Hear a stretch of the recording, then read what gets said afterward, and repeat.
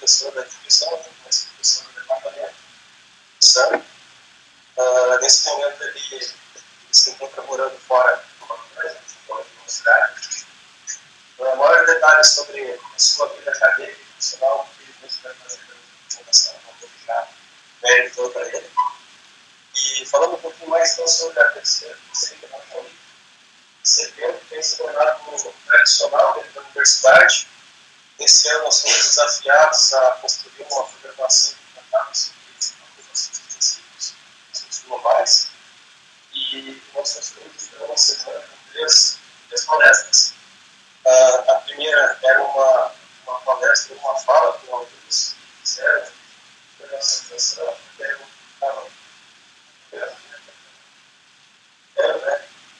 na terça-feira, né, conversando com os alunos. E nós tivemos também uma palestra com o professor doutorando da Universidade de participantes. E hoje, então, a gente encerra a nossa terceira internet com a fala do professor Gustavo.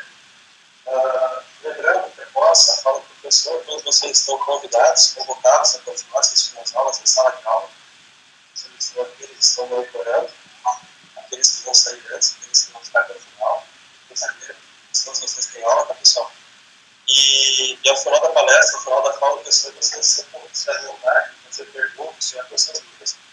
Uma oportunidade ímpar, vocês tirarem dúvidas sobre como chegar lá, como vai conseguir, como construir essa carreira, de maneira que vocês tenham condições para se aventurar em outro país e buscar uma situação diferente da situação que nós vemos no Brasil.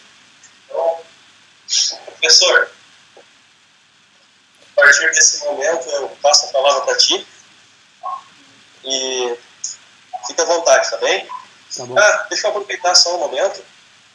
O professor está preparado para ministrar a palestra em inglês ou em português. Ele pediu que eu fizesse uma consulta, fizesse um quiz com vocês, para saber em qual língua vocês se sentem mais à vontade em receber esse monte de informações que ele vai passar. Como o evento ele é voltado à internacionalização, ou ele está voltado a gente construir uma programação agrária com falas em outro idioma, então talvez fosse bacana a gente ter uma palestra do idioma, mas eu quero que vocês deem a sua opinião. Quem é que gostaria que a palestra fosse em inglês? Levanta a mão. Tá, então a fala vai ser em português, Luciano. Tá bom. Bem? Legal, então tá. Mas se alguém quiser depois conversar contigo um pouco em inglês, também vale, né? Sim, fica à vontade. Tá bom, então. Então a palavra está contigo, meu guri. Obrigado. Feito, obrigado. Bom, pessoal, boa noite. Cumprimento a todos, cumprimento aos colegas professores aí, ex-colegas, né? É bom estar de volta e sentir, agradecer esse convite para fazer essa fala. Desculpa, eu estou um pouco gripado, então no meio da palestra eu vou ter que tossir de vez em quando, como agora, desculpa. Desculpa, pessoal. O assunto da palestra, então, é Vivendo no Exterior, né, os desafios e as recompensas de viver no exterior. Como o professor Márcio já falou, mas um pouco mais sobre mim. Quando eu me mudei para a Austrália, eu virei Joey, porque ninguém consegue pronunciar meu nome aqui. Ele já era um pouco estranho em português mesmo, então imagina em inglês, né? O pessoal não consegue muito bem pronunciar meu nome. Então, o primeiro emprego que eu trabalhei, o primeiro chefe me chamou de Joey, que era mais fácil, e desde então só me chamam Joey. Como o pessoal já deveria saber, quando eu morava no Brasil eu já gostava de motos e tal, e aqui pela facilidade eu me tornei ainda mais apaixonado por moto. Essa foto aí é de um passeiozinho que a gente fez aqui na Austrália entre amigos. Desculpa. Então, é uma das minhas paixões. O que eu estou fazendo aqui atualmente é trabalhar como gerente de desenvolvimento. Então, eu gerencio uma equipe de programadores numa empresa chamada Edumate. Essa empresa é uma empresa australiana, pequena, mas que ela faz parte de um grupo canadense. Esse grupo canadense tem em torno de 12 mil funcionários pelo mundo. Eles têm, inclusive, empresas no Brasil. Então é um grupo bem grande que tem um grande número de empresas pequenas. Praticamente todas as empresas do grupo são pequenas e médias. Como o professor Mário já colocou, fui professor aí na Unisc. Acredito que alguns de vocês até talvez foram meus alunos. Para quem não foi, prazer. Eu me mudei para a Austrália em 2016. Em março de 2016 eu cheguei aqui como estudante e vim para estudar inglês inicialmente, porque o meu inglês não era suficiente. Eu tinha um nível de inglês intermediário. Na verdade eu estudei inglês só por um mês quando eu cheguei aqui. Atualmente eu tenho residência permanente aqui. Só para vocês entenderem um comparativo, residência permanente aqui é como se fosse um green card americano, ou seja, eu tenho direito e visto de viver aqui para sempre, com todos os direitos, mesma coisa que os cidadãos. A única diferença, por enquanto, é que eu não posso votar e que eu não tenho um passaporte australiano, que é o que eu pretendo conseguir no próximo ano. Existe uma regra aqui que para se tornar cidadão você tem que viver na Austrália por no mínimo 4 anos. E eu ainda não estou aqui há 4 anos, então eu só estou aguardando chegar esses 4 anos para pegar o meu passaporte australiano e ter direito de votar aqui, que são as únicas diferenças entre o visto que eu tenho no momento e os cidadãos. Então, a partir do próximo ano, eu vou me tornar também um cidadão australiano, além de cidadão brasileiro. Só um pouquinho sobre mim. O que a gente vai estar falando essa noite? A nossa agenda hoje eu dividi em 3 partes. A primeira parte é deixando o país e vivendo no exterior. Né? O que você deve considerar antes de decidir viver tanto por um tempo ou se você quer mudar para sempre. Para sempre é uma palavra muito forte, mas se você quiser mudar permanentemente, digamos assim, e viver no exterior. A professora, como o professor Márcio falou, a professora Viviane tinha me pedido para fazer a palestra parte em inglês, parte em português, mas então os slides estão em inglês, mas eu vou continuar falando em português. A partir daqui eu tinha preparado para falar em inglês. Vamos lá, não tem problema. Segunda parte da palestra, eu vou falar um pouco mais sobre a Austrália. Então a primeira parte é mais genérica, né? Essa parte aqui é mais genérica sobre sair do país e o que pensar e o que fazer, como se preparar antes de sair do país. A segunda parte é um pouco mais geral sobre a Austrália, que é onde eu tenho conhecimento de causa para falar sobre. Eu não tenho conhecimento suficiente para falar sobre outros países, né? Naturalmente eu moro na Austrália, mais fácil para mim falar daqui. A gente vai falar um pouquinho sobre o mercado de trabalho na Austrália e um pouco mais sobre informações gerais. Mercado de trabalho em TI. E por fim eu vou falar um pouco sobre os caminhos para viver na Austrália legalmente. Então a parte de vistos, que é bem complicada na Austrália. Só para vocês terem uma ideia, tem mais de 70 vistos que brasileiros podem pedir na Austrália. Então são muitos vistos, é óbvio que eu não vou falar sobre todos, mas eu vou falar sobre os mais comuns. Vamos dar início então. Primeiro, como se preparar para viver no exterior? Como que é essa jornada, como que foi para mim e como que eu escuto da maioria das pessoas aqui que é para a maioria. A primeira coisa que eu sugiro é que a pessoa tenha um motivo muito forte. Então, no caso ali, por quê? Por que eu quero viver no exterior? O que me motiva? O que vai fazer eu mudar? O que vai fazer eu sair da minha zona de conforto? Qual é a minha maior motivação? Cada um pode ter suas motivações diferentes. Sei lá, a violência no país, a política, não gosto de estar perto das pessoas que eu estou agora, tanto faz. Cada um vai ter os seus motivos. Mas o importante é que vocês tenham eles em mente.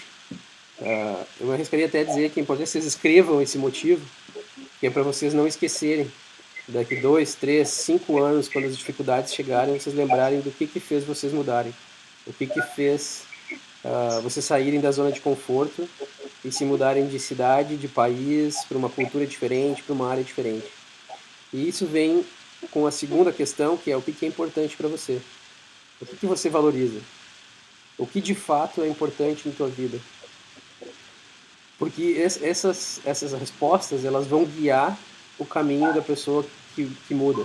Existem muitas dificuldades quando a gente muda e a gente precisa ter muito claro essas coisas que é para continuar seguindo em frente e não desistir de tudo. Então vem de novo mais uma pergunta que é: quais são as suas prioridades? Que prioridades você tem na vida? É família? É dinheiro? É o quê? O que exatamente que você tem como prioridade, como valores, eu me arriscaria a dizer, de vida, e você tem que carregar eles junto. Esses valores, eles têm que ir onde você for. As duas últimas questões são um pouco delicadas, que é: o que você não quer desistir do seu estilo de vida atual? Como é que é a rotina de vocês hoje em dia? Vocês estudam, trabalham, têm dificuldades? Vocês conseguem ir comer fora? Conseguem viajar, passear? Tem toda a questão financeira, tem a questão social, amigos. Do que dessas coisas que vocês têm hoje que vocês não estão dispostos a desistir? Porque quando a gente se muda, a gente tem que desistir de muitas coisas. Então vocês têm que ter muito claro assim o que é importante. Não, isso eu não abro mão. Se você disser, por exemplo, eu não abro mão de estar com a minha família, você só tem duas opções: você leva a família junto, você não se muda. Senão você não tem como ir embora. Então você tem que ter muito claro o que você não quer abrir mão. Eu e todas as pessoas que eu conheço que migraram abriram mão de muitas coisas para fazer essa mudança. E por último, o que tornaria a tua nova vida, depois da mudança, muito infeliz? O que não te traria felicidade nessa nova vida? Porque o que acontece é que muitas pessoas, quando se mudam, não conseguem, principalmente no início, nos primeiros meses, no primeiro ano, no segundo ano, não conseguem trabalhar na sua área de atuação, não conseguem ganhar dinheiro quanto ganhavam no Brasil, às vezes ganham menos dinheiro, às vezes vivem numa qualidade de vida um pouco menor. Apesar de tu migrar para um novo país procurando qualidade de vida, é normalmente o que as pessoas procuram, normalmente no início essa qualidade de vida cai, é natural. É natural que você diminua a qualidade de vida no começo. E com o tempo, quando você se adaptar, enfim, essas coisas melhoram.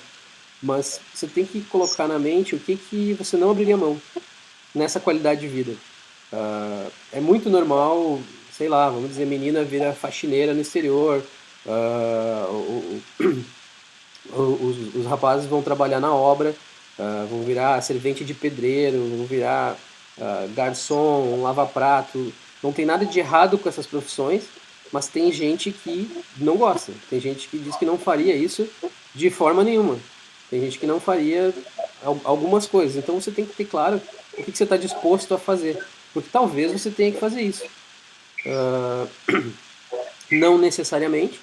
Se você seguir o plano, se planejar direitinho e fizer as coisas da melhor forma possível, a probabilidade que tenha que trabalhar em outras profissões e sair da área é baixa. É bem provável que você arrume um emprego na área e consiga trabalhar e consiga manter a vida normalmente. Mas a gente tem que estar preparado. Eu vim para cá preparado.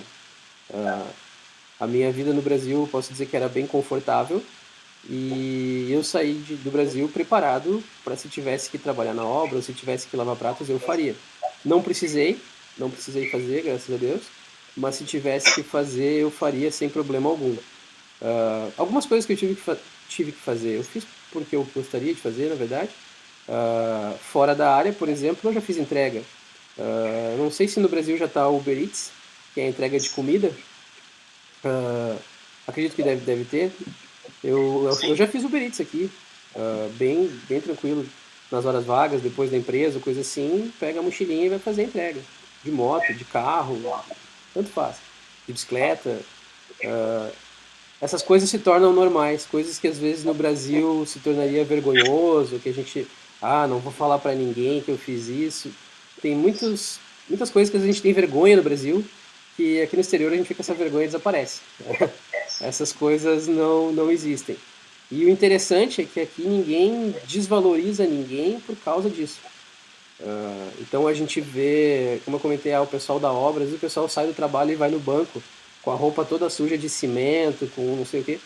Ninguém olha atravessado para essa pessoa, ninguém fica longe dela, ela está na fila como todas as outras, ela é respeitada, ela é atendida com um sorriso no rosto pelo atendente da mesma forma. Então, essas coisas são um pouco diferentes. Mas, voltando para a pergunta, o que é interessante é vocês pensarem o que vocês não fariam. Tá?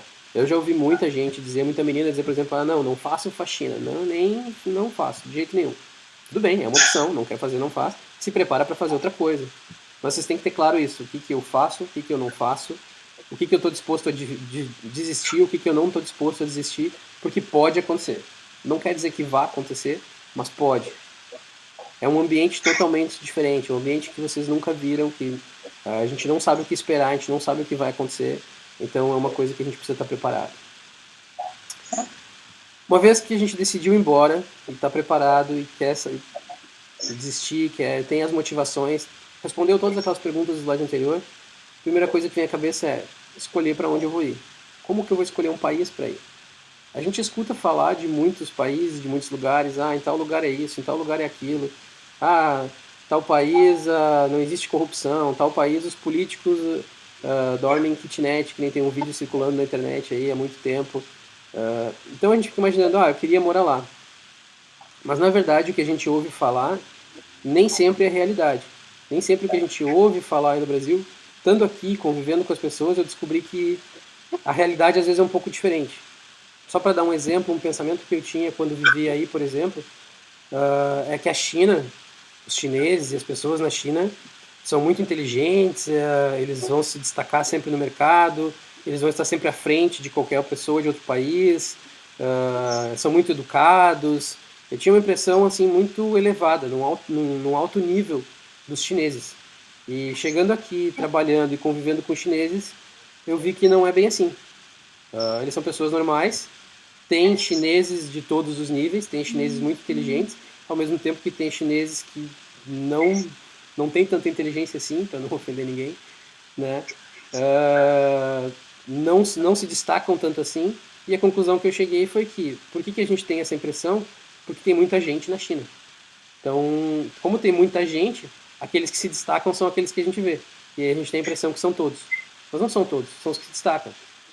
No Brasil a gente também tem gente que se destaca, tem muita gente que se destaca, mas não são todos. Então a questão é, antes de ir para algum país, como que eu vou escolher? Como que eu vou saber para onde é que eu vou? Eu preciso tentar conhecer melhor. E a minha dica aqui é, primeiro, estudar a cultura do país, estudar a economia e estudar os caminhos de imigração. Como que eu vou imigrar para lá? Se eu quero me mudar para um país, mesmo que seja de forma temporária, às vezes a gente quer morar lá por alguns anos, por 1 ano, 2, 3, depois a gente quer voltar, não importa o plano. A gente precisa estudar de qualquer forma. Como que eu vou viver lá? Qual é a cultura lá? O que o pessoal preza? O que eles preservam? Como é que é a economia? Eu vou ter chance de trabalhar? Eu vou ter chance de ganhar dinheiro? Eu vou ter chance de eu exercer a minha profissão? Então essas são as primeiras coisas a considerar. Considerar também a própria imigração do país que vocês querem ir. Uma coisa interessante a anotar aqui, antes de vir para a Austrália, por exemplo, uma das minhas intenções também era ir para a Nova Zelândia. E eu olhei para a Nova Zelândia e comecei a estudar e pesquisar. Eu vi que o pessoal da Nova Zelândia migrava para a Austrália. E isso me chamou a atenção. Eu disse, peraí, eu quero ir para um país e esse país migra para outro país. Muitas pessoas. Então o que acontece? Eu tentei estudar um pouco mais, descobri, e eu vi que tinha mais oportunidades na Austrália. Esse era o motivo que muitas pessoas da Nova Zelândia migram para a Austrália. Eu disse, bom, então eu vou direto onde tem mais oportunidades. E foi assim que eu desisti da Nova Zelândia. Então, minha sugestão é que vocês façam uma lista dos países onde o estilo de vida de vocês combina, onde vocês gostariam de viver, e como fazer essa lista, como que eu fiz. Eu fiz uma lista dos melhores, os top 10, né, dos melhores países do mundo, e desses países eu comecei a olhar estilo de vida, clima, possibilidades de visto, várias coisas que eu poderia gostar e não gostar nesses países, e acabei escolhendo a Austrália. Então minha dica é que vocês façam aquilo que vai fechar com o perfil de vocês. Aquilo que vocês dizem assim, não, é nesse país aqui o estilo de vida que eu gosto. Tem gente que gosta muito do inverno, gosta muito do frio, gosta muito de uma vida dentro de casa, dentro de um teatro, dentro de um shopping center. Vai para um país que é frio, vai para um país que a maior parte do tempo tenha esse perfil. Ah, não, tem gente que prefere, não, eu gosto de estar na rua, meu estilo é praticando esporte, é dia de sol, é praia. Vai para um país que tem esse estilo de vida. Essas coisas vocês têm que considerar, porque isso é o que vai manter vocês no país depois que vocês se mudarem. Vocês lembrarem, não, eu vim pra cá porque eu queria isso. Eu gostaria de ter isso na minha vida, então é isso que eu estou fazendo aqui. E por último, tentar entender a diferença entre as grandes cidades de cada país que vocês estão considerando, porque assim como o Brasil tem muitas diferenças, se vocês pegarem alguém do Nordeste, da região central do país, do Sul, existem muitas diferenças culturais. Nos outros países também. Tem muitas diferenças entre cidades, entre uma cidade do norte e uma cidade do sul. Eu posso falar que na Austrália, por exemplo, se a gente pegar uma cidade do norte, até o jeito que o pessoal fala, o sotaque é diferente, bem semelhante ao Brasil. Tá? O que eles comem é diferente, o pessoal lá come coisas diferentes, o pessoal do sul come. Então, essas coisas vocês também têm que considerar, não só o país, não adianta você pegar, não, eu quero viver em tal país, mas vou viver aonde nesse país? Em que cidade? Em que região? Esse tipo de coisa. Beleza. Escolhi o país e agora faço o quê? Primeiro, assim que eu escolhi o país, a ideia é aprender mais sobre esse país. Eu já estava aprendendo sobre vários enquanto estava escolhendo. Então, a partir do momento que eu escolhi, eu tenho que me aprofundar mais nesse país. Eu tenho que ler e aprender o máximo que eu conseguir. Tudo que eu puder saber de como que o país vive, qual é a maior, o que sustenta a economia, que tipo de indústria tem lá, que tipo de coisas as pessoas fazem, como que é o estilo de vida, conversar com pessoas que moram lá, tentar entrar em grupos. Hoje a facilidade é muito grande de entrar em grupos na internet, tanto no Facebook, grupo de WhatsApp de gente que mora lá. Só para citar alguns exemplos de alguns grupos que eu participo, porque eu tenho interesse, grupo de brasileiros na Austrália, brasileiros em Sydney de Facebook, grupos de WhatsApp de TI, eu tenho vários grupos de WhatsApp de tecnologias específicas de brasileiros que estão aqui na Austrália. Por exemplo, eu participo de um grupo de JavaScript. Esse grupo de JavaScript é de pessoas que trabalham aqui na Austrália, brasileiros que trabalham aqui na Austrália com JavaScript. E aí a gente troca informação e conversa por ali sobre as dificuldades do dia a dia relativos a JavaScript, óbvio. Então, assim, tem coisas que vão ser bem específicas, mas que estão relacionadas ao lugar, estão relacionadas ao país. Então, eu sugiro que vocês leiam, aprendam, descubram essas coisas. Para citar exemplo de outro lugar, eu também tenho interesse na Itália, por exemplo. Eu participo de um grupo de cidadania italiana, um grupo no Facebook que fala sobre cidadania, como conseguir visto, passaporte, como se tornar cidadão italiano, esse tipo de coisa. Então, assim, existe muita informação, só tem que ter interesse. A única coisa que eu digo para não fazer é se jogar numa aventura sem ter conhecimento, sem saber o que vocês estão indo fazer. Porque isso é muito comum de encontrar também. É muito comum, eu já encontrei várias pessoas aqui na Austrália, várias pessoas que eu conheci em escola, ou enfim, é fácil de conhecer brasileiros aqui, é fácil de notar quando a pessoa é brasileira. Então eu já conheci muitos brasileiros aqui que vieram, ah não, eu briguei com a namorada e aí eu resolvi fazer um intercâmbio. Daí o cara vem sem saber nada, sem se preparar para nada. A probabilidade dessa pessoa ter que voltar para o Brasil é grande. A probabilidade dela ter que desistir do plano inicial é grande, porque não tinha nenhum conhecimento, não sabia, não sabia o que veio fazer. Só veio fazer porque teve algum problema, seja perder o emprego, seja brigar com a namorada, seja qualquer problema que pode acontecer, e a pessoa diz, não, eu vou embora do país. E sai, sem fazer a devida pesquisa. Então, por isso que eu estou deixando para vocês aqui a importância dessa pesquisa, a importância da preparação, né? Ler muito, aprender muito sobre onde a gente está indo.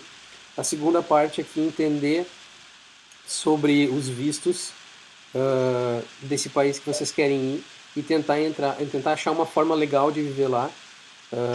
Nunca façam a bobagem de ficar ilegal num país.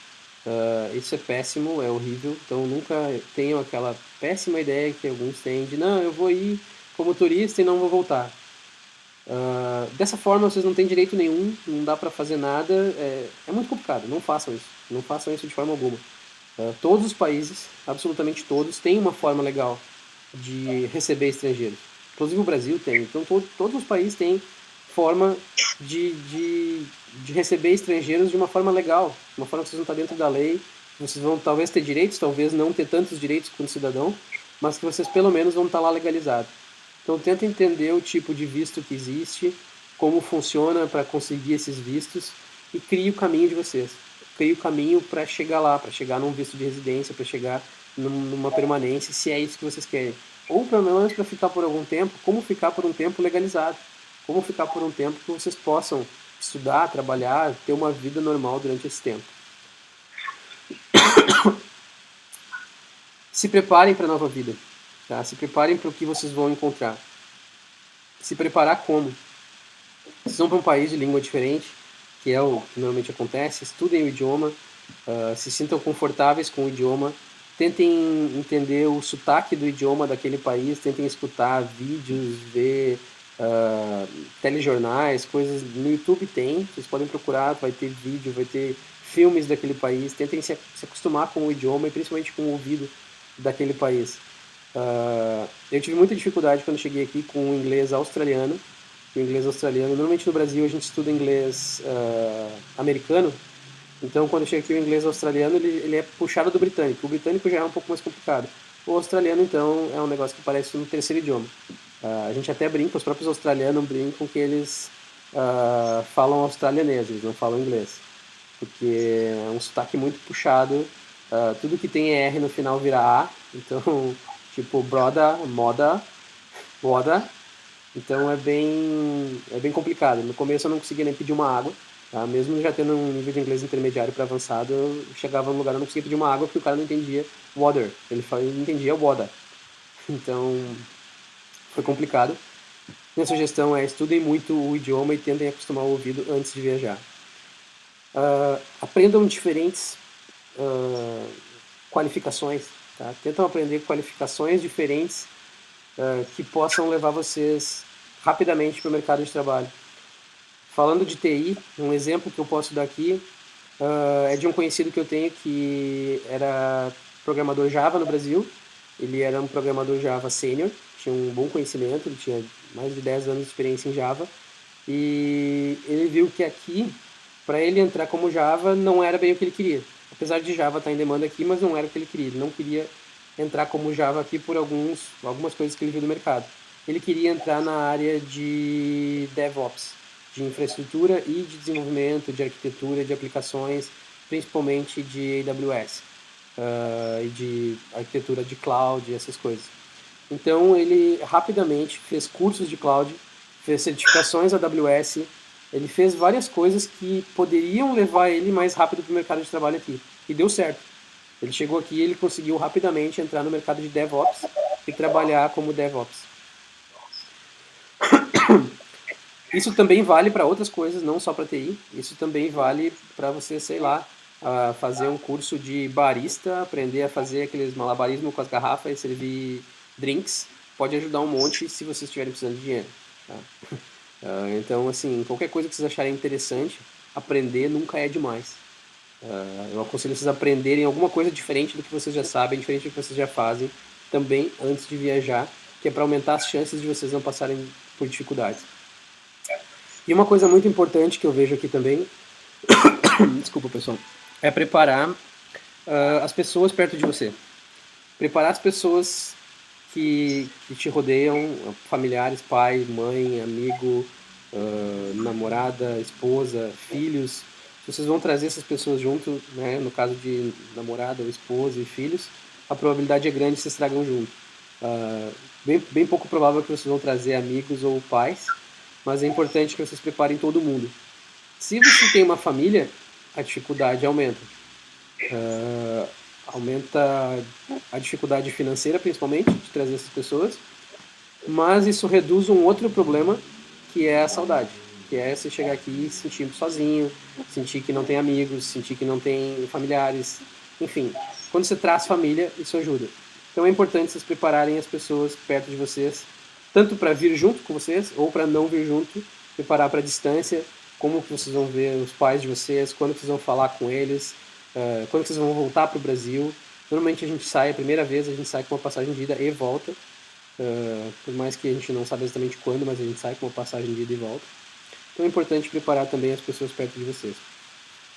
E por fim, tomar ação e fazer alguma coisa, né? Começar a preencher papéis, começar a ver vistos que é necessário, começar a preparação financeira, que normalmente a gente precisa ter uma boa reserva de dinheiro para fazer isso. A gente não vai ter trabalho nos primeiros meses, a gente tem que ter como sustentar, então ver de onde eu vou tirar dinheiro para fazer essa viagem, se eu já tenho esse dinheiro guardado, se eu não tenho, eu preciso juntar, que vistos eu vou ter, o que, que eu vou fazer, e por aí vai. Então, preencher essas coisas todas é importante para começar. Essa foi a primeira parte, pessoal, bem genérica, assim, tipo, sobre como sair do país e, e o que pensar, o que eu tenho que me preparar para sair. Agora eu vou falar um pouco sobre o que eu tenho conhecimento, tá?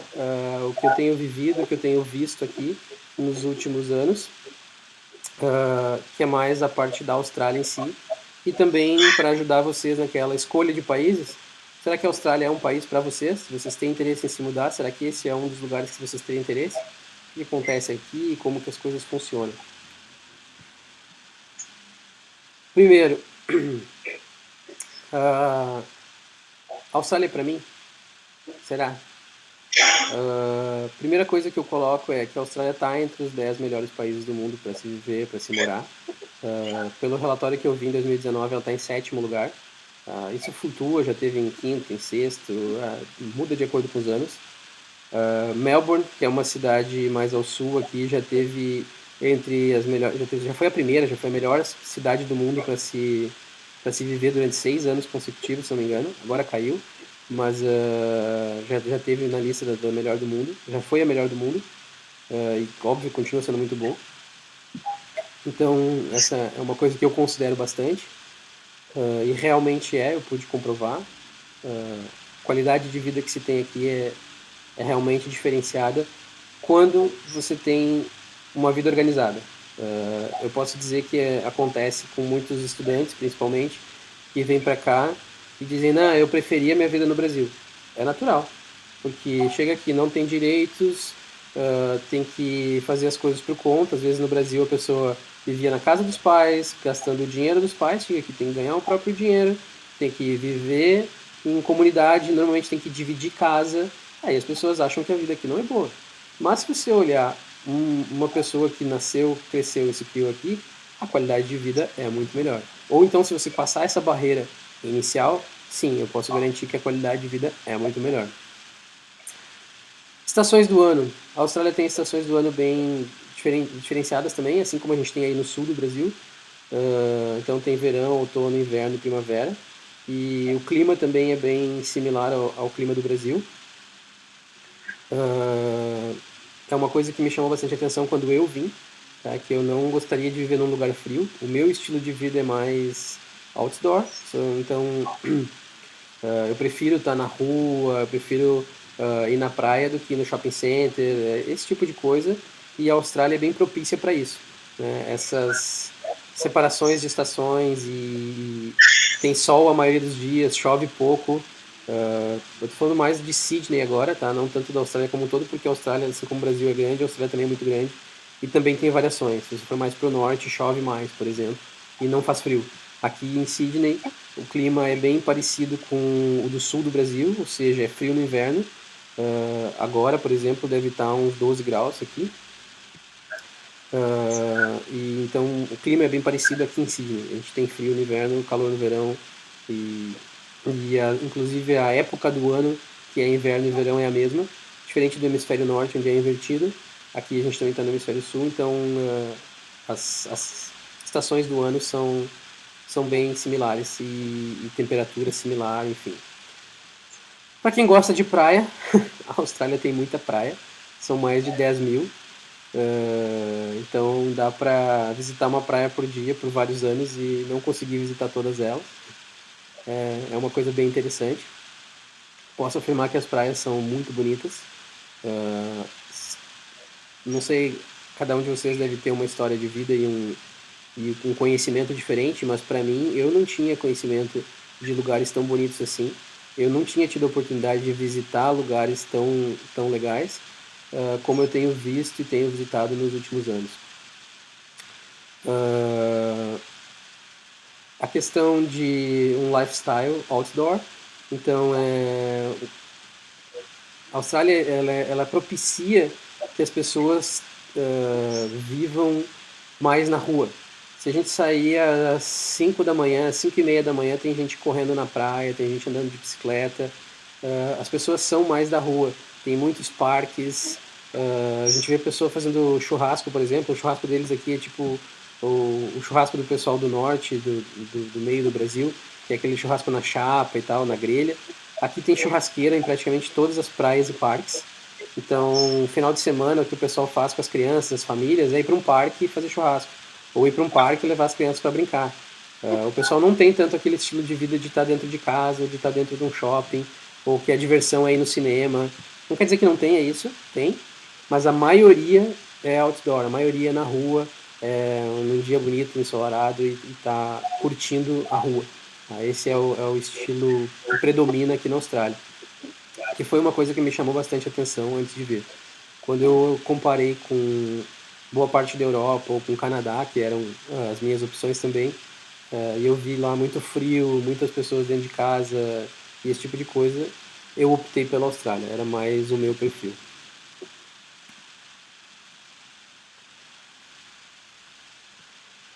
O que mais?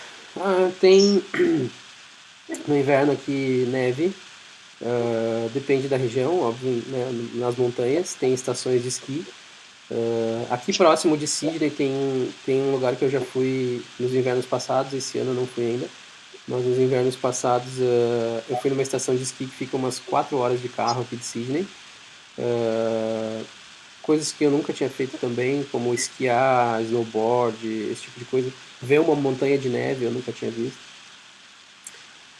Então é coisa que se vocês têm interesse também tem, apesar de ter esse lifestyle outdoor.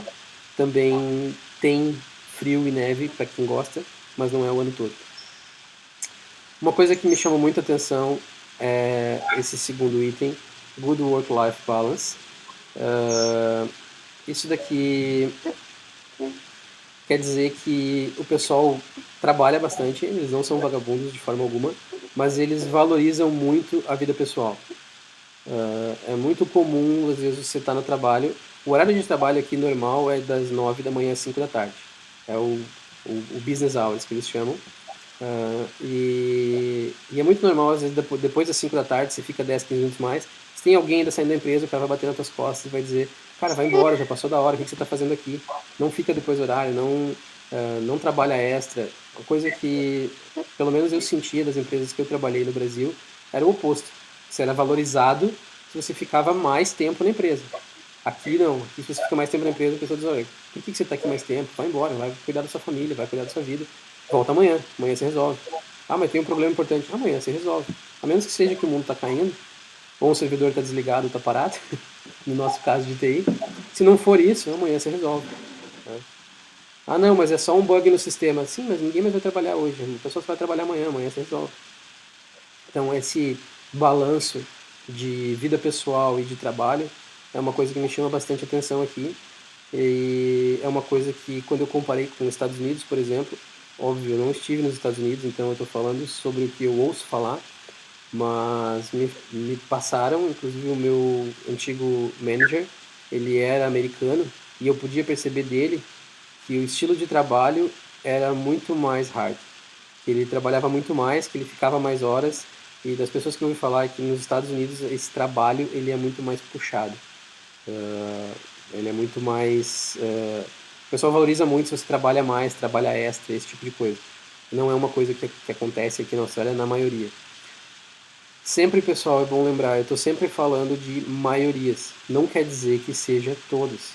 Não quer dizer que não exista empresa que faça isso, não quer dizer que isso não aconteça. Sempre, volta e meia, a gente também pode escutar uma história: não, mas a empresa que o fulano trabalha acontece isso, não, mas tal lugar acontece aquilo. Acontece, como em qualquer lugar. Mas as maiorias são assim como eu estou comentando. O território da Austrália é similar ao do Brasil, é um pouco menor, mas não é tão menor assim. Não vou falar números para não falar besteira aqui, mas se você olhar, pode procurar na Wikipedia, enfim, vocês vão ver que a extensão territorial da Austrália é quase a mesma do Brasil. É pouca diferença. Em compensação, a Austrália tem em torno de 10%, talvez um pouco mais, 12% da população. Enquanto no Brasil a gente tem muito mais de 200 milhões de pessoas, na Austrália, se não me engano, são 24 milhões de pessoas. A população da Austrália. A Austrália pretende aumentar isso, mas por enquanto ainda não aconteceu. Eles pretendem ter mais de 30 milhões até 2030, se não me engano. Mas isso quer dizer o quê? Por que isso é importante quando vocês vão migrar? Isso é importante porque demonstra que tem muita coisa para ser feita aqui ainda. Tem muita coisa pendente. Tem muita coisa que não foi pensada, que não foi trazida, que não foi criada. Muito negócio, muita oportunidade. Então essa quantidade reduzida de pessoas para toda essa extensão territorial, tem muita área que não foi explorada. É claro, tem um deserto no meio da Austrália e o pessoal não vai morar lá. Mas tirando essa área de deserto, tem muita área para ser explorada, tem muita coisa para ser construída. Outra coisa que chama muita atenção é a parte multicultural. A Austrália por si só é um país multicultural, mas principalmente as grandes cidades. Se vocês pegarem as maiores cidades da Austrália, que são Sydney, Melbourne, Brisbane e Perth, essas 4 cidades, principalmente Sydney e Melbourne, elas têm pessoas do mundo inteiro. Às vezes o pessoal me pergunta, mas como é que é australiano, mas como é que é o costume de vida de australiano? Levou muito tempo para mim conhecer australianos de verdade. Levou muito tempo para mim conhecer pessoas que nasceram e que se criaram aqui, que eram de famílias que já moravam aqui. Todo mundo veio de fora. Todo mundo é de algum lugar que não é Austrália. Se você sair na rua e perguntar de onde que você é, a pessoa vai dizer, não, eu sou da Itália, não, eu sou da China, eu sou da Tailândia, eu sou da Nova Zelândia, enfim, do mundo inteiro. Tá? A gente encontra pessoas aqui do mundo inteiro. Tem bastante indiano e chinês, posso dizer que são as maiorias. Naturalmente, imagino que seja porque são os países mais populosos do mundo, então é natural que venham muitas pessoas para cá também. Mas é uma coisa interessante para quem gosta de conhecer múltiplas culturas. Eu aprendi bastante sobre culturas de outros países com pessoas aqui, principalmente com colegas de trabalho, né? Eu tinha colegas de trabalho chinês, indiano, enfim, várias culturas. Mais tarde vou comentar também sobre isso. E aqui um mapinha da Austrália, só para dar uma noção. As cidades mais conhecidas estão na costa, tá? Começando lá por cima em Cairns. Cairns tem a maior barreira de corais do mundo. Se não me engano, é o maior ser vivo que pode ser visto do espaço, alguma coisa assim. Mas é muito interessante fazer mergulho lá para quem gosta. Tem toda a parte das praias aqui de Queensland. A mais conhecida eu acho que é Gold Coast. É uma das praias mais famosas. E Brisbane é a principal cidade. Mais abaixo aqui Sydney, onde eu estou no momento, onde moro. E Melbourne, como eu comentei, que foi eleita uma das maiores cidades, a melhor cidade para se viver no mundo por muitos anos. Coincidentemente, ela é mais ao sul e mais frio. Eu imagino que deve ter alguma coisa a ver com o frio e melhores lugares para viver, porque todos os lugares que eu vejo entre os melhores para viver são frios. Não entendo muito bem porquê, não é o meu estilo de vida. Legal. A Austrália é bem legal, tem um monte de coisa. E os trabalhos. Como que a gente trabalha na Austrália? Principalmente na área de TI. O que eu tenho? Que opções eu tenho? Primeiro, uma coisa que é importante lembrar. A área de TI tem demanda praticamente em qualquer lugar do mundo. Ela está na lista de profissões em demanda, está na lista de deficiência de profissionais, está sempre faltando gente praticamente em qualquer lugar do mundo. Pelo que eu tenho visto, pelo que eu tenho pesquisado, é fácil, entre aspas, fácil, de ser contratado em qualquer lugar.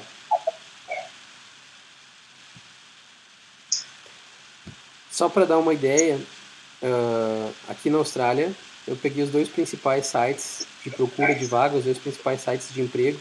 Eu fiz uma pesquisa semana passada para colocar aqui no slide. Um deles é o Seek. No Seek tinha mais de 16 mil vagas abertas em TI na semana passada. E no LinkedIn tinha mais de 21 mil vagas abertas em TI na semana passada. Então, como eu comentei, é uma demanda em qualquer lugar do mundo, a Austrália não é diferente. Tem demanda em qualquer lugar. Quais são as profissões mais em demanda? Isso daqui eu peguei de um instituto de pesquisa e eles colocaram em demanda primeiro as vagas permanente, que seria como carteira assinada no Brasil, seria alguma coisa mais parecida com CLT, quando você é funcionário da empresa. E essas são as 5 top que mais tem demanda dentro da Austrália, segundo esse instituto de pesquisa. A primeira é Full Stack Dev, ou seja, todo mundo precisa de programador, principalmente Full Stack aqui. Analista de sistemas, gerente de segurança em IT, engenheiro de redes e, por incrível que pareça, essa me surpreendeu bastante, analista de testes manuais. Pessoal que faz teste de software manual, não automatizado.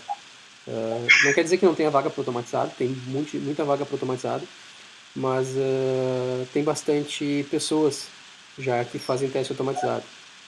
Inclusive, semana passada não, há umas 2 semanas atrás eu abri uma vaga na minha equipe para um test engineer e para fazer teste automatizado no sistema, e eu recebi mais currículos do que eu estava esperando. Me surpreendeu que tem bastante gente na área de teste automatizado. Mas enfim, a gente estava falando sobre profissões em demanda, essas são as 5 principais. São as profissões que mais tiveram vagas no último ano. Tá? Esse relatório é de 2018 para 2019. Então são essas profissões que mais tiveram vagas abertas, as vagas ficaram por mais tempo abertas, para vaga permanente, no caso. Para vaga de contractor, o que é contractor? Contractor aqui é como se fosse um PJ no Brasil. Imagino que ainda deve estar muito comum aí. Quando eu saí daí era muito comum o pessoal trabalhar como pessoa jurídica, ou seja, você abre uma empresa, tem um CNPJ e você presta serviço e emite uma nota fiscal para a empresa. Aqui eles chamam de contractor e é bem semelhante. Você tem uma empresa, você tem um ABN, que é o seu número de business na Austrália, como se fosse um CNPJ aí. E com esse ABN você emite invoice, a nota fiscal, e você cobra o seu empregador através dessa nota fiscal todo mês. Ou, na verdade, toda semana, porque as coisas acontecem por semana. Então, essas são as principais profissões que estão em demanda para contractors. O que o pessoal usa como contractor aqui, principalmente? Normalmente eles usam como contractor alguma coisa para um projeto específico, ou para alguma área que vai começar e terminar, ou para alguma coisa que eles não têm uma demanda contínua. Por exemplo, alguma coisa sazonal, suporte. Tem épocas que tem muito suporte, tem épocas que não tem tanto. Então eles contratam como contractor, e contractor é uma coisa sem tanto compromisso. Eles contratam um contractor por 3 meses, por 6 meses, 1 ano, acho que são os máximos dos contractors. O cara vai lá, trabalha aqueles 3 meses, acabou o contrato, ele vai embora e vai para outra empresa. Por que é vantagem para alguém ser contractor? Por que tem muitos contractors? É vantagem para alguém ser contractor porque o contractor normalmente ganha em torno de 20% a mais. Então o valor hora de quem trabalha como contractor é maior. A pessoa ganha em torno de mais ou menos 20% a mais do que a mesma posição como permanent. Ou seja, como funcionário você ganha em torno de 20% a menos para fazer a mesma coisa. E tem muito projeto. Né? Então, como, por exemplo, aqui, especialista em segurança, o pessoal vai numa empresa, resolve segurança, bota um firewall, faz todo, seja lá o que for que tem que fazer de segurança na área, terminou o projeto, o pessoal sai da empresa e parte para outra empresa. E parte para outra, e parte para outra, e sempre tem vaga. Então o pessoal se sente confortável em trabalhar como contractor e seguir fazendo isso de empresa em empresa, de projeto em projeto. É claro, existe um risco, né? Você pode sair de uma empresa e não arrumar outro emprego, mas não acontece muito. Como é em demanda, o pessoal se sente bem confortável em trabalhar como contractor e ganhar um pouco mais. É claro, assim como o Brasil tem a diferença de direitos, né? Se você trabalhar como funcionário, você vai ter direito a férias, tem direito a feriados pagos, ficar doente, você recebe pago, esse tipo de coisa quando você é funcionário. Quando você é contractor, não tem. Você ficou doente um dia, não foi trabalhar, você não recebe aquele dia. Você tirou férias, não trabalhou, não recebe. Tá? É bem normal, mas esse é o motivo que se paga mais para contractors. Quais são as qualificações em demanda? O que mais pedem nas vagas? O que mais precisa de pessoas? Principalmente está no topo da lista JavaScript e os frameworks JavaScript, Node no back-end, React, Angular, TypeScript. O pessoal usa TypeScript em qualquer um desses outros frameworks. Tem um que não está aqui na lista, mas eu vejo que está crescendo bastante também, o Vue.js, ou Vue em português, né? Não sei como é que o pessoal está pronunciando aí, aqui o pessoal pronuncia Vue.js. Outra coisa que está muito em alta é a parte de cloud, tanto a AWS, a Amazon, quanto a Microsoft Azure. Então, muito alta, muita demanda para isso. Eu tenho um conhecido aqui brasileiro que abriu uma empresa recentemente disso, é o mesmo que eu já tinha citado antes, que trabalhava com Java. Ele veio, entrou no mercado, trabalhou por uns 2 anos como funcionário e agora ele abriu uma empresa de cloud computing e ele está prestando serviço para várias empresas, fazendo segurança. Está fazendo bastante sucesso. Ele abriu a empresa faz uns 3 meses, ele já tem mais de 10 clientes. Então é uma coisa bem interessante que faz o mercado girar aqui e, óbvio, para nós que somos da área, ajuda bastante. Python está na lista também, Java e C++ está na lista, mas eu posso, para ser sincero, eu não vejo muita vaga. Eles colocaram aqui, esse instituto que fez a pesquisa colocou como coisa em demanda, mas eu não vejo muito, talvez porque não é a minha área, eu não vejo muita vaga, eu não conheço muitas pessoas. Porque a única pessoa que eu conheço migrou de Java para outra área. Mas se está na lista, eu imagino que deve ter demanda, apenas não está no meu conhecimento. E eu vejo Python bastante na parte de ciência de dados, na parte de machine learning e esse tipo de coisa, o pessoal está usando bastante Python. E também .NET para desenvolvimento, né, a parte de Microsoft, tem todo um pessoal que é bem voltado ao Microsoft, empresas que são voltadas ao Microsoft. Na área que eu trabalho, por exemplo, apesar da gente trabalhar com o lado livre, a empresa que eu trabalho é servidores Linux, linguagem de desenvolvimento é PHP e tal, mas as escolas onde a gente atende e muitos dos nossos concorrentes são Microsoft. Então é muito normal a minha empresa bater para fazer vendas em clientes e o cliente perguntar: você tem um banco de dados SQL Server? Você tem integração com a Azure? Você tem integração com a Microsoft? Enfim, a parte Microsoft aqui é bem forte, tá? Também. Não é a mais forte, mas é bem forte também. E PHP, o bom e velho PHP está sempre na lista. Foi o que me trouxe para cá. O meu conhecimento aí no Brasil era maior de PHP, né? Minha carreira aí enquanto programador, antes de dar aula na universidade. Inclusive, dando aula na universidade, eu dei aula de PHP também nos cursos em Montenegro. Então, foi o que me trouxe para cá, foi o que me fez arrumar a primeira vaga. E, inclusive, na empresa que eu trabalho até hoje, eles trabalham também com PHP. Como que é ser um desenvolvedor aqui? Vou falar um pouquinho da minha experiência, né? Como que foi para mim ser desenvolvedor. No momento eu estou gerenciando a equipe, eu fui promovido no início desse ano agora. Até então eu estava trabalhando como desenvolvedor apenas. E como que foi para mim? O que eu acho interessante aqui e que eu vejo na maioria das empresas? Primeira coisa, normalmente o horário de trabalho é flexível. A gente a carga horária aqui, a jornada de trabalho são 37 horas e meia por semana. Diferente das 40 ou 44 do Brasil. Na TI são 40 no Brasil, se não me engano. A maioria das áreas são 44. Aqui são 37 horas e meia. E essas 37 horas e meia são cumpridas em 7 horas e meia por dia. Isso é o que diz a lei. Na prática, é flexível. O pessoal chega mais tarde, sai mais tarde, chega mais cedo, sai mais cedo. Desde que tu trabalhe mais ou menos as tuas 7 horas e meia por dia, tá tranquilo. Não tem ponto, não tem controle na empresa que eu trabalho, não tem, não, ninguém cuida da hora que você chegou, a hora que você saiu. Você chega mais ou menos a hora que você quer, eu devo dizer assim. Claro que tem que respeitar tempos de reunião. Por exemplo, a gente usa métodos ágeis na minha empresa, tem que respeitar a hora da reunião diária, você tem que estar lá, esse tipo de coisa. Ou você tem que estar disponível na hora da reunião diária, se você está trabalhando de casa. Mas você tem que estar naquele horário, você tem que estar ali. Tirando isso, você trabalha mais ou menos na hora que você quer. Tá? Não é tão largado assim, mas é bem flexível. Tecnologia e equipamento interessante. Então eu ia colocar aqui que, como equipamento aqui não é uma coisa muito cara, é comum as empresas ter vários equipamentos ou ter todas as estações de trabalho Apple. Lá na empresa que eu trabalho, por exemplo, todo o desenvolvimento é Apple, ou seja, tudo iMac ou MacBook. Todos eles nos tops de linha e todo mundo trabalhando com 2, às vezes 3 monitores. Se precisa de equipamento para fazer teste de mobile, então tem tablets, smartphones, tudo disponível. Tá? Isso é uma coisa que eu achei interessante. Acredito que isso é uma coisa bem padrão no mercado, várias empresas têm isso, mas isso acredito que seja padrão do mercado de uma forma geral, não só aqui na Austrália, acredito que vocês vão encontrar isso muito no Brasil também. Trabalhar de casa é uma prática normal aqui, não é uma coisa recomendada recomendada eu digo assim, na empresa que eu trabalho, né, o pessoal não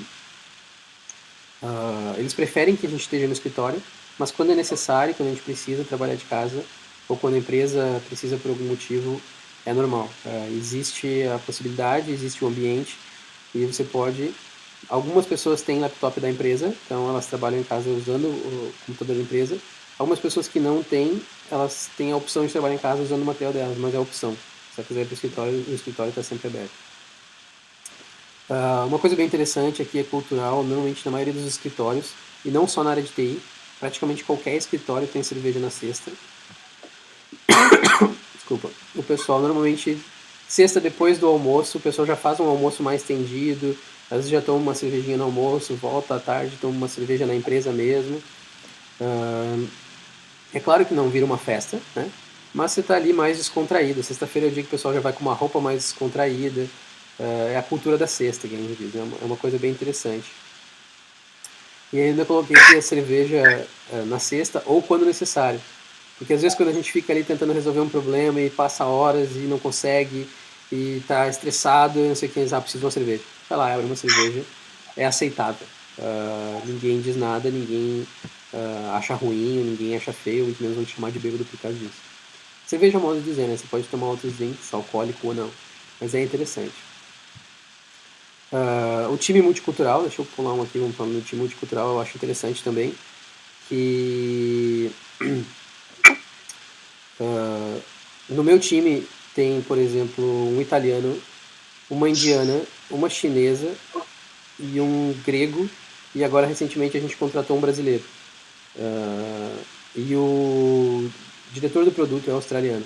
Então, praticamente, o único país que tem 2 pessoas é brasileiros, agora, porque eu contratei um outro brasileiro para o time. Até então eu era o único brasileiro, eu já estou nessa empresa por quase 2 anos. Então, para vocês terem uma ideia da diferença cultural no time. E isso me chama muita atenção, eu aprendi bastante com isso. E é bem normal na maioria das empresas, né, ter gente de diferentes países, diferentes culturas, todas conversando, integrando e contribuindo com as coisas para crescer e aumentar. Falando um pouquinho de salário, eu acho que eu vou ter que dar uma apuradinha aqui pelo que eu estou vendo o horário. Eu botei essa tabela aqui, talvez seja um pouco ruim de ler, mas os salários, essa aqui é uma tabela de salário médio das profissões na Austrália. Tá? Eu fiz propositalmente aqui, o salário aqui normalmente ele é medido por ano, mas eu dividi por mês e coloquei em reais para vocês terem uma noção. Tá?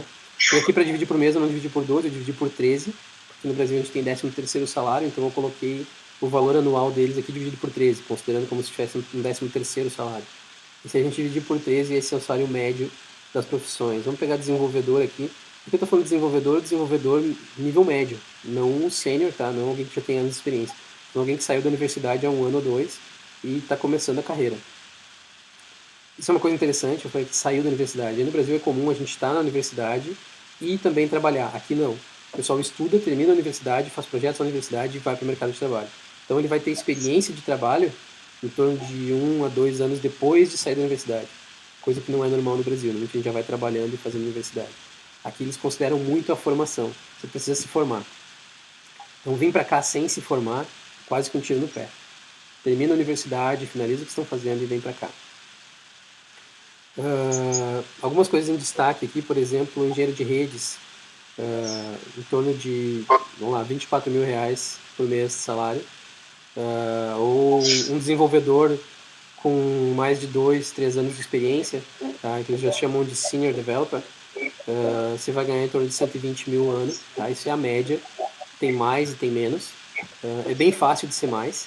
Em cidades como Sydney, dá para dizer que o mínimo que você ganha é a média, então o mínimo de salário aqui seria uns 120 mil por ano, e eu estou falando de vaga permanente, não estou falando de contractor.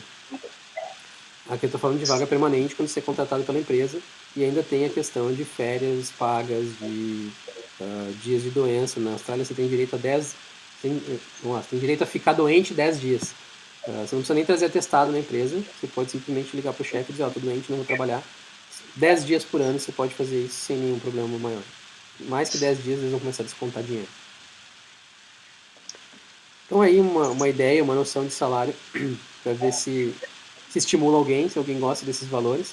Não sei como é que é a média de salário do pessoal aí, mas pelo que eu vejo não é tão alto. Tá? E vamos para a última parte, mais sobre a área de visto e mais sobre a área legal. Posso dizer que essa área aqui é um pouco chatinha até, mas é interessante saber para quem tiver interesse. Eu vou passar um pouco rápido aqui, porque eu estou vendo que o horário está correndo e eu quero abrir para perguntas no final também. Primeira coisa, pessoal, antes de falar sobre vistos, eu quero comentar que eu não sou agente de imigração e essa apresentação não é conselho sobre visto. Porque existe uma questão legal aqui na Austrália que diz que ninguém pode dar conselho sobre vistos a menos que seja um agente de imigração registrado pelo governo australiano. Se você não é um agente de imigração registrado pelo governo australiano, você não pode dar informações sobre visto. Então eu coloquei esse aviso legal aqui dizendo que eu não estou dando nenhum conselho sobre visto para ninguém. A única coisa que eu coloquei nessa apresentação foram as informações públicas que estão no website do governo. Eu compilei essas informações, coloquei nessa apresentação. Mas se vocês querem mais informação e querem ir a fundo nisso, cada caso é um caso, cada caso é especial. Para estudar na Austrália, eu recomendo um agente educacional. E para imigrar para a Austrália, eu recomendo um agente de imigração. O professor Marcos pediu para mim dar uma palhinha em inglês aqui. Eu vou ter que falar esse anúncio legal em inglês também, para me proteger. Inclusive, se essa palestra estiver sendo gravada e for ser publicada em algum lugar, eu também estou protegido em inglês. So I want to say, this is not an advice. I'm not an immigration agent, and I'm not giving any advice regarding visas, Australian visas. So it's just public information available in the Home Affairs website. And this this information is not an advice. Definitely, it's not. I strongly recommend an educational agent if you guys want to study in Australia, and I strongly recommend an immigration agent if you guys want to immigrate to Australia. Voltando então ao português, pessoal. Aqui é os caminhos, os vistos mais comuns e o caminho normalmente que as pessoas usam para vir para a Austrália. Não é uma obrigação, tá? Cada visto tem seus requisitos, mas o caminho normalmente é o quê? A gente tem vistos de curta duração, tem vistos temporários de curta duração, tem visto temporário de longa duração e tem visto de residência permanente. Então, normalmente, o que o pessoal faz? Para abrir as portas, para vir logo, para não se preocupar muito, o pessoal vem com um visto temporário de curta duração, que pode ser ou um visto de turista ou um visto de estudante. Depois disso, o pessoal migra para vistos de longa duração, que pode ser um visto de sponsor, onde você tem uma empresa por trás, ou pode ser um visto de qualificação, onde você tem qualificações e uma área regional vai te convidar para morar nessa área regional e vai te convidar para trabalhar lá por um tempo, e depois disso vem a parte da residência permanente. Então, falando de visto de turista e estudante, principalmente. Visto de turista, o que você pode fazer? Basicamente, você pode vir para visitar e você tem que dizer que realmente quer fazer turismo.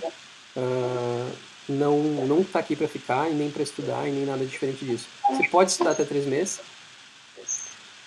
e você tem que comprovar que tem dinheiro para vir como turista. Eles normalmente pedem algum comprovante para dar o visto de turista. Esse visto custa $140. O visto de estudante. O visto de estudante já é um visto um pouco melhor. Ele permite você estudar na Austrália no curso que você se matricular.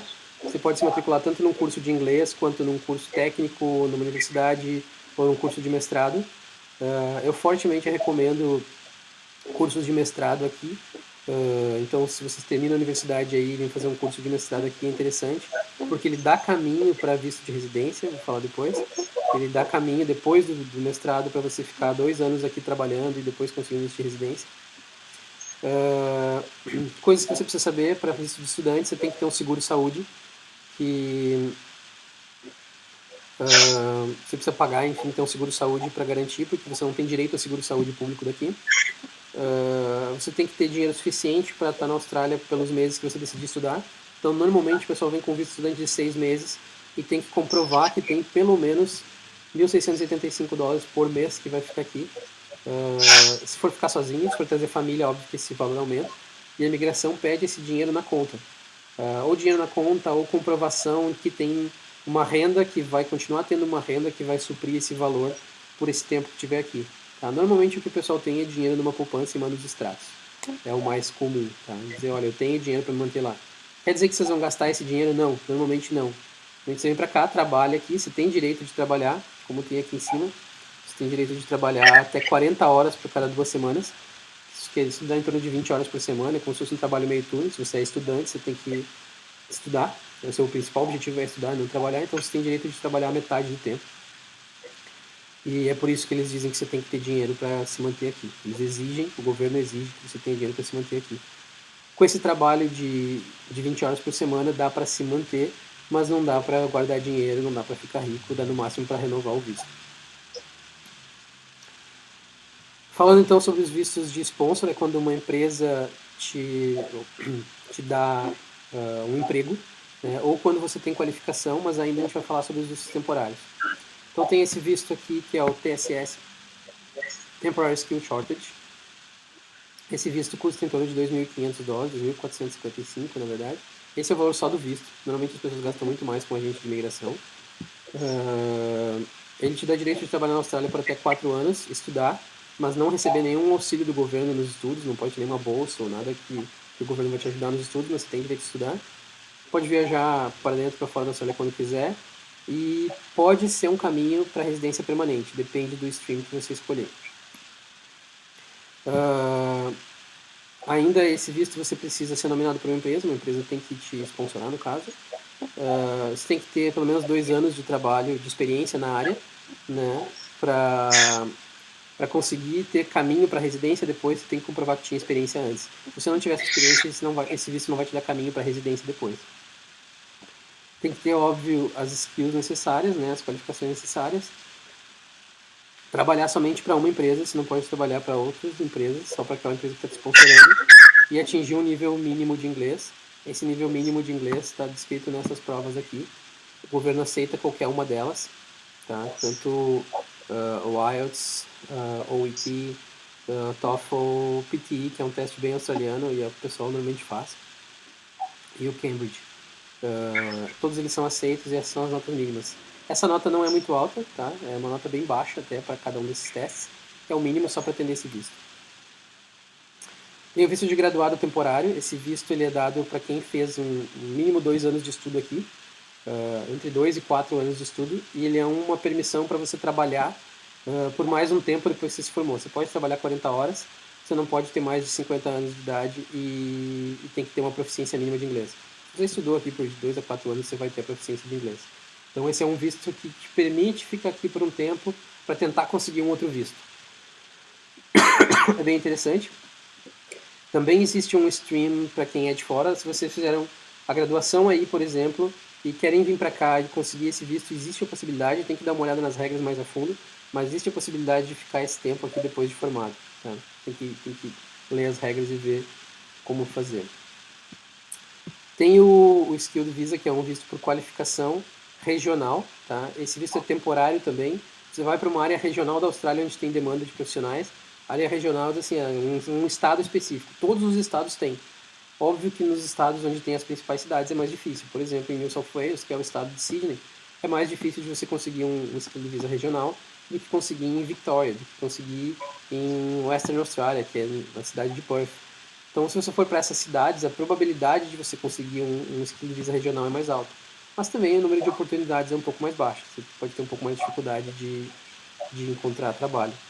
Não na área de TI, né? Acredito que nas outras áreas. E indo para o visto principal, que é os vistos de residência. A gente tem um visto de residência que vem através do emprego, que vem através do sponsor, que é um 186 ou um 187. E a gente tem os vistos também de qualificação. O visto que eu tenho é esse 186.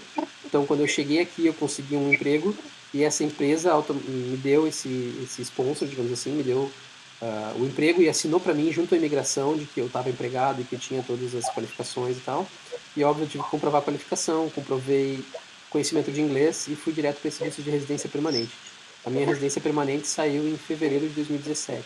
Então, veja que interessante, eu cheguei em março de 2016, em fevereiro de 2017 saiu a minha residência permanente através desse visto 186, que é tendo um emprego e a empresa assinando para você. E também tem o visto que a maioria... Aliás, desculpa, esse continua sendo semelhante a 186, você também precisa ter um emprego, mas ele é regional, ou seja, você vai estar num estado e esse visto vai entrar pela área estadual, pela área regional. Então você tem alguns requisitos a mais referentes à região. E o principal, que a maioria do pessoal tenta e é um dos caminhos melhor, eu não vou dizer mais fácil, mas é um dos melhores caminhos, onde você não depende de ninguém externo, você só depende de você mesmo, é o visto por competência, é o Skilled Visa. Esse visto por competência você só precisa comprovar que tem conhecimento na área, que tem respaldo acadêmico, ou seja, que vocês têm no mínimo a graduação, que vocês têm experiência na área, e aqui é interessante que nesse visto a experiência na área só é válida depois de formado. Então não adianta dizer, não, eu levei 8 anos para fazer a universidade e durante essa, então todo o tempo da universidade eu trabalhei, não adianta nada, não é reconhecido como experiência para fins de visto. O governo só reconhece experiência após formado. Então sugiro que você se formem logo. Brincadeira. E você tem que satisfazer um sistema de pontos. Vocês já devem ter ouvido falar no sistema de pontos, se alguém já procuraram algum dia. Então esse sistema de pontos é onde o governo ranqueia, coloca num ranking as pessoas para poder distribuir esse visto, para poder ser justo.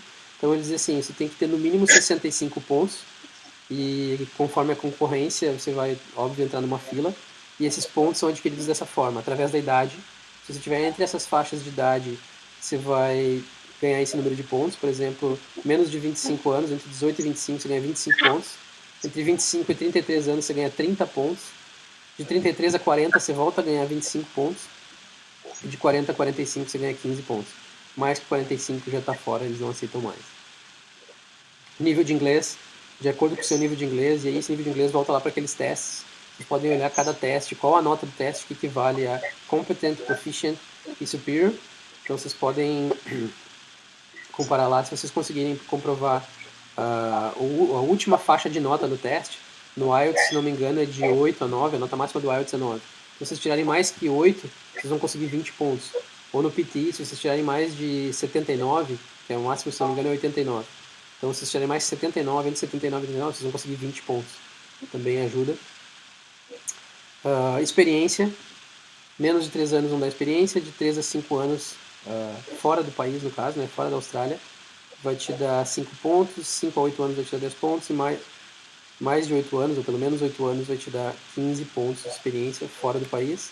Se tiver experiência já aqui na Austrália, muda um pouco a quantidade de anos, tá? Mas também consegue ganhar pontos e juntar pontos tendo experiência aqui na Austrália.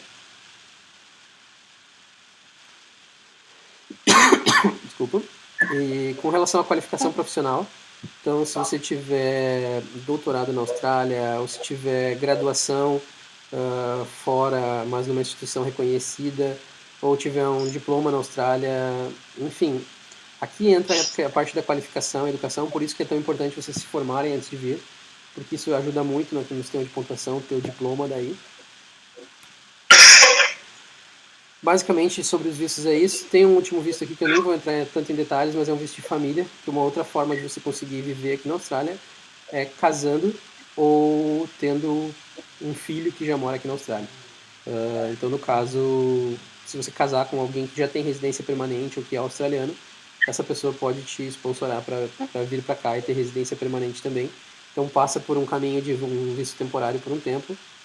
A minha esposa está nesse visto agora, eu já tinha residência quando a gente casou, eu passei o meu visto para ela, ela está nessa parte de temporário até que depois de um tempo ela vai virar residente. Então também existe essa possibilidade, mas eu não vou entrar em detalhes, porque acredito que não é o caso de vocês. Se tiverem mais interesse, naturalmente, procurar um agente de imigração. E só para finalizar, pessoal, quero deixar aqui o link do departamento de Home Affairs, que é a parte na Austrália que é responsável por isso. E também quero deixar uma coisa muito importante, que é a comunidade ITBR. Essa comunidade ajuda muita gente, eles têm muita informação, muito conteúdo, e é uma comunidade de brasileiros que trabalha com TI aqui. Tá? Então procurem no YouTube, tem canal no YouTube, tem fanpage no Facebook, tem grupos de WhatsApp. Se vocês entrarem nesse website, lá tem no blog, todas as comunidades. Lá vocês vão achar o link para todas as outras. Tá? Basicamente é isso, pessoal. Muito obrigado. Questões, conversa, estou à disposição. If someone want to talk in English, I'm available as well.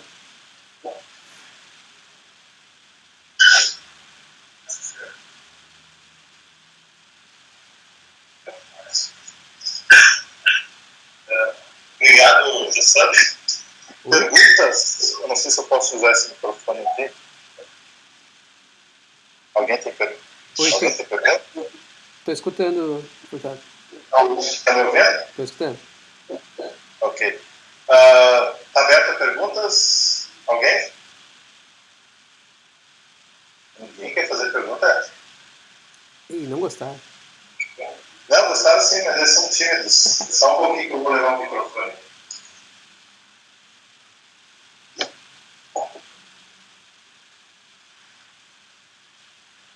Oi, professor. Oi. Quando tu imigrou e tu tirou teu trabalho aqui, tirou a faculdade, se tu já tinha conseguido oportunidade na Austrália, ou se foi com uma grana para tentar conseguir uma qualificação, para encontrar um lugar para trabalhar, ou se já foi garantido?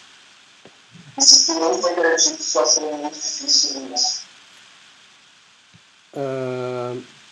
Boa pergunta, cara. Eu não tinha nada.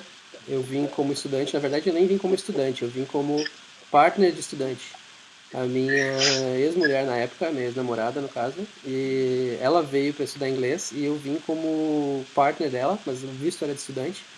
E eu não tinha direito nenhum, eu não tinha trabalho, eu não conhecia ninguém. Eu não tinha realmente nenhum conhecido aqui, nenhuma pessoa que pudesse me ajudar. E muito menos trabalho ou coisa assim. E se foi difícil, eu acredito que para mim não foi. Não foi difícil pelas histórias que eu vejo de muita gente. Eu posso dizer que eu tive facilidade. Como que eu consegui o trabalho? O primeiro trabalho que eu consegui foi como programador PHP para mexer em plugins de site WordPress. Foi o primeiro emprego que eu consegui. Mas eram as opções que eu tinha. Ou eu fazia isso, ou eu ia fazer qualquer outro emprego, como lavar prato, ou fazer entrega, ou fazer qualquer outra coisa. Então eu preferi programar em PHP, que obviamente é minha área. E eu consegui esse emprego através do Facebook. Na comunidade de brasileiros em Sydney, alguém postou uma vaga, alguém que já trabalhava numa empresa, um brasileiro, que já trabalhava numa empresa e ele estava querendo sair dessa empresa, ele queria botar alguém no lugar dele, e o chefe dele já gostava muito de brasileiros, que o brasileiro tem a fama de trabalhar bastante, de trabalhar bem e tal. E ele postou a vaga lá, e na terceira semana que eu estava aqui, eu mandei a primeira mensagem para ele, perguntei para ele se ele achava legal aplicar. Disse que o meu inglês não era bom, que eu estava recém chegando, que eu tinha um inglês intermediário. E a resposta dele foi assim: vai lá falar com o meu chefe, se ele te aprovar, você está aprovado. E eu fui. Cheguei lá, engasgava, não falava inglês direito, respondia as perguntas do cara. O chefe, no caso, era um neozelandês, ele era da Nova Zelândia, o dono da empresa. Uma empresa bem pequena, que fazia website, uma agência pequena. E foi assim, consegui, comecei lá e foi através dessa empresa que eu consegui o visto, no caso, né? Mas não foi difícil o meu caso. Mas o que eu posso dizer para vocês é o seguinte, não dá para se basear em um caso. Tem casos de gente que veio com tudo pronto, com um emprego, com tudo, e tem casos de gente que eu conheço que está aqui há anos, há 1 ano, há 2 anos, há 3 anos, e não conseguiu emprego na área.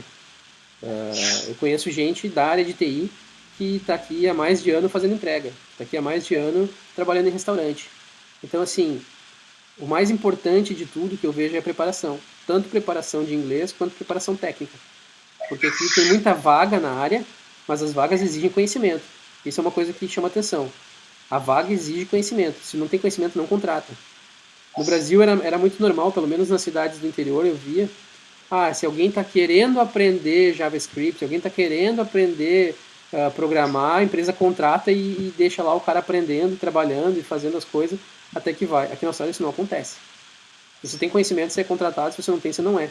Eles deixam a vaga aberta, tem empresas que ficam com a vaga aberta por 3, 4, 5 meses, mas não contrata alguém que não sabe. Se o cara não tem conhecimento, não é contratado. Então, assim, o importante é a preparação. Ter conhecimento técnico e ter, no mínimo, inglês para se comunicar é o que eu diria de chave. E, claro, depois vem o visto, né? Outro motivo grande de dificuldade é o visto. Porque o visto de estudante só permite trabalhar 20 horas por semana. E a maioria das empresas quer alguém full time. Eles não querem alguém só com 20 horas por semana. Perguntas, mais perguntas? Eu tenho uma pergunta. Na tua experiência, que foi, qual foi o momento, assim, a maior dificuldade de todas, que teve, assim, a maior dificuldade? Do lado, qual foi a maior alegria que teve nesse período? Maior dificuldade e maior alegria? Isso. Vamos lá. A maior dificuldade... Oi? Os dois extremos. Os dois extremos. A maior dificuldade eu posso dizer que é o que o pessoal chama de homesick, né? Que é quando, aquilo que eu comentei, quando você começa a comparar a vida aqui, principalmente no início, você começa a comparar a vida aqui com a vida que você tinha no Brasil. E, obviamente, como 99% das pessoas que vêm, no começo a minha vida foi difícil. Então, apesar de eu ter conseguido um emprego de uma forma fácil, eu não tinha carro nem moto, eu tinha que andar de transporte público. O transporte público aqui é muito bom, mas eu morava longe da estação, num dia de chuva, estava eu indo de guarda-chuva para a estação. Cara, isso era uma dor, assim, muito ruim, porque eu ficava lembrando do meu carro, das coisas que eu tinha no Brasil, do meu apartamento, do meu emprego. Eu dizia, o que eu estou fazendo aqui? Que droga é essa? Por que eu estou passando trabalho? Por que eu estou passando essa dificuldade? Então, assim, eu posso dizer que a maior dificuldade foi esse começo, um pouco mais difícil, a falta de algumas coisas que você estava acostumado. Por isso que eu coloquei lá no início da palestra, assim, o que você está disposto a abrir mão? O que você está disposto a não ter, pelo menos por um tempo? Eu estava disposto a não ter isso, mas mesmo estando disposto, na hora que você sente na pele, dói. E também a parte das pessoas, né? A maior dificuldade é ficar longe. Eu era muito ligado, eu sou muito ligado à minha família, aos meus pais. E ficar longe dos meus pais, não ver eles com tanta frequência quanto eu via antes. Ir para o Brasil, eu tenho ido, né, mais ou menos uma vez por ano. É muito pouco, tá? Não é suficiente. Eu gostaria de estar mais, principalmente com os meus pais. E também, claro, naturalmente, todo o pessoal, né, aí do Brasil, amigos, conhecidos. A distância, a dificuldade de conversar e de estar junto com as pessoas é uma das maiores dificuldades. Eu posso dizer que a maior dificuldade foi basicamente essa: sentir falta das coisas e das pessoas no começo. Das coisas, foi muita falta das coisas no começo. E agora, hoje em dia, a maior dificuldade continua sendo a falta das pessoas, né? Graças a Deus não tem mais nenhuma falta das coisas, né? Já tenho todas as coisas que eu precisava e tinha de novo. E com relação à maior alegria, a maior coisa que eu vejo, assim, me sinto orgulhoso de mim mesmo, são coisas que eu tinha antes como sonho, que eu tinha com muita dificuldade, e hoje às vezes eu estou numa reunião na empresa, falando inglês, gerenciando pessoas. Eu tenho um time na minha empresa que eu gerencio, e tenho um time de testers na Índia. E a gente faz reunião online, tem reunião com o cliente, tem reunião... Então, quando eu me vejo fazendo essas coisas, falando inglês, resolvendo problemas, eu fico pensando assim, orgulhoso de mim mesmo, dizendo, nossa, isso era uma coisa que eu tinha um sonho, eu achava que eu nunca ia, talvez, conseguir fazer isso, ou talvez isso nunca ia ser natural, e hoje é uma coisa que é natural. É natural falar inglês, até trabalhar com pessoas do mundo inteiro, ver essa diversidade cultural, sentir isso na pele. Isso é uma das coisas que eu me sinto mais orgulhoso. E também uma das grandes alegrias é viver num lugar como é a Austrália, que é a beleza natural, né? Eu moro aqui do lado da praia. Hoje não dá para mostrar para vocês porque o dia está bem nublado e com uma cerração assim, mas senão se eu mostrar para vocês da minha janela aqui dá para ver o mar. E as praias aqui em Sydney tem praias maravilhosas. Isso é uma coisa que toda vez que eu preciso lembrar assim, o que eu vim fazer aqui, o que eu estou fazendo, eu normalmente vou para uma praia, tomo um chimarrão e diz assim, é isso que eu vim fazer aqui, era isso que eu queria. Mais perguntas? Ok. Todo mundo tímido? Tem uma pergunta aqui. Na questão, se eu for buscar emprego, assim, é procurar uma cidade mais populosa ou mais afastada? Se eu entendi a pergunta, você falou sobre a cidade, que você procurar uma cidade mais populosa, mais afastada, é isso? É, Tá. emprego, assim, né? Se adaptar, para explicar as pessoas. É, Mas, o que acontece? Com relação a emprego, quanto maior a cidade, melhor. Sydney e Melbourne são as cidades que mais têm emprego. Mais em Sydney. Mas ao mesmo tempo tem a parte negativa disso, né? Que por ser mais populosa e por ser maior, tem mais concorrência, tem mais gente, o custo de vida é mais alto. Então, assim, nas cidades maiores, o custo de vida é mais alto. O custo de vida em Sydney é muito mais alto do que em Brisbane, por exemplo, que é mais ao norte. É muito mais alto mesmo, a diferença de aluguel é muito grande. Os aluguéis aqui são por semana e chega a dar $100 por semana de diferença de um imóvel igual aqui em Sydney ou lá em Brisbane, por exemplo. Então, eu recomendo uma cidade mais afastada se o objetivo for um visto regional e for para ter menos custo. Mas, em compensação, você tem que ter em mente que vai ser um pouco mais difícil de arrumar trabalho. Esse brasileiro que eu contratei recentemente para o meu time de desenvolvedores, ele morava em Brisbane e ele se mudou para Sydney, porque lá ele não conseguiu arrumar um emprego que dava sponsor. A empresa está dando um sponsor para ele agora, ele vai ter um visto de sponsor, e ele se mudou de Brisbane para Sydney porque lá ele não arrumou um sponsor, e aqui a gente conseguiu um sponsor para ele. Então, assim, se o objetivo é conseguir um sponsor, ou conseguir um emprego melhor, ou ganhar mais dinheiro, cidades maiores. Ou mais facilidade de conseguir emprego, cidades maiores. Agora, se for para a questão do visto de qualificação, por exemplo, é melhor uma área regional. Uma área mais de interior, você vai conseguir um visto de qualificação. Se você já tiver, já preencheu os dados já preencheu os requisitos da qualificação, você vai ter um visto de qualificação numa área regional. Então é difícil dizer assim, qual que é melhor, cidade grande ou cidade pequena. Não tem melhor, tem o que você quer, qual o objetivo que você quer atingir. Não sei se eu respondi. as dúvidas. Chega um pouco mais grande, nós ficamos com os.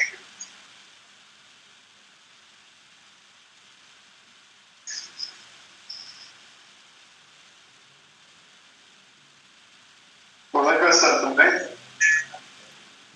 Sobre planejamento de classes, né? Vocês lá foi tranquilo ou não foi tão tranquilo? Tá muito ruim o áudio, não consegui ouvir. Ele perguntou sobre validação de certificados, né? Por exemplo, eu suponho de alguma certificação, de algum curso que ele fez aqui, algum curso da Unisc, por exemplo, que ele fez, e ele pensa em termos de validação disso lá. Até mesmo para a graduação ou mestrado, quanto à validação desses diplomas, como é que foi isso? O que eu tive que fazer foi para questões de visto, tá? Para ganhar pontuação de visto ou para ganhar para atingir os requisitos do visto ali, eu tive que reconhecer a graduação. Eu tive que trazer todos os documentos da Unisc, tanto o histórico escolar quanto o diploma, traduzir eles e encaminhar para a ACS, que é a entidade responsável por computação aqui, e eles reconhecem. Então, a minha graduação na Unisc, isso até é uma coisa importante para vocês também, que a Unisc é uma universidade reconhecida aqui na Austrália, porque Se não fosse o meu diploma, não teria sido aprovado. Então, a minha graduação da Unisc foi reconhecida como equivalente a uma graduação em ciência da computação aqui na Austrália. Então, eles reconheceram dizendo, não, essa graduação, essas disciplinas, isso que foi cursado na Unisc fecha, bate com a nossa ciência da computação aqui. Então, eles me deram uma validação do diploma e um reconhecimento exatamente o mesmo que um bachelor aqui, um bacharel em ciência da computação. Eles reconheceram também o meu mestrado, não contou pontos, mas também foi reconhecido o mestrado, mas foi só. Outros cursos menores, coisa assim, não precisa de reconhecimento, tá? Uma certificação técnica, coisa assim, não precisa de reconhecimento. A única coisa que precisa de reconhecimento é mais a graduação mesmo, que é para fim de visto. E isso é só para questão de documentação legal, porque na empresa, na hora de trabalhar, ninguém quer reconhecimento. Quando você vai trabalhar, o pessoal quer saber de experiência.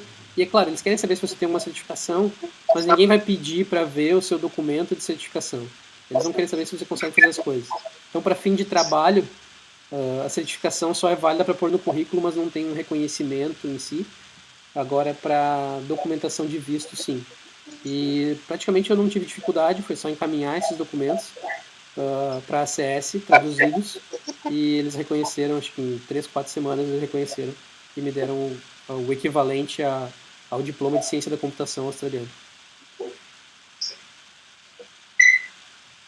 Mais questões? Ninguém mais? Tal como não tem mais pergunta, Luciano, nós queremos te agradecer muito, muito obrigado mesmo por compartilhar com a gente essa experiência. Acho que as pessoas pensam, sonham seguir uma trajetória semelhante aí. Então, parabéns, obrigado por compartilhar aí essa experiência com a gente. Mais alguma coisa? Palmas para ele, então. Vamos lá. Obrigado, pessoal.